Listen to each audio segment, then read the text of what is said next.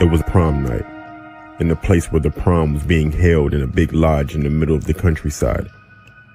The prom was going pretty well. I snuck outside to have a cigarette. I stood outside around the back of the building. I lit my cigarette and enjoyed the view of the countryside. As I was looking around, I noticed something in the distance out in the field. It was a figure walking toward the lodge. I kept my eye on the figure as I was smoking. At some point, the figure must have noticed me because it stopped. Then it started running toward me full speed. Getting closer and closer, I could see it was a man, a crazy dude sprinting really fast with long gray hair, carrying what looked like a hatchet. The guy seemed to be smiling, but angry at the same time.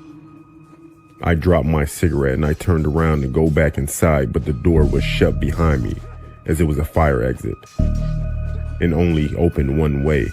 I started banging on the door, screaming for someone to let me in.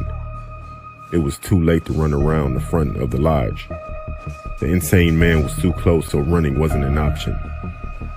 I kept banging on the doors, but I was thinking I wasn't going to be heard as the music was playing loudly. I was thinking I was about to die. Just before the man got close, the fire escape door opened with my friend asking what's going on.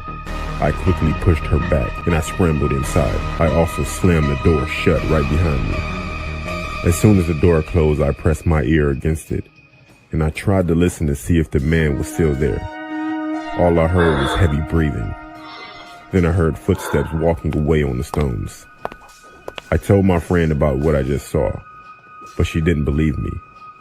She said it must have been one of the guys playing a prank on me, but I know what I saw. I couldn't enjoy the rest of the prom after this, knowing there was a crazy man out there. Luckily, nothing happened the rest of the night, but I always worried about whoever that man was.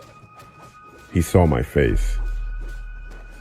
And if he saw me again, what will happen?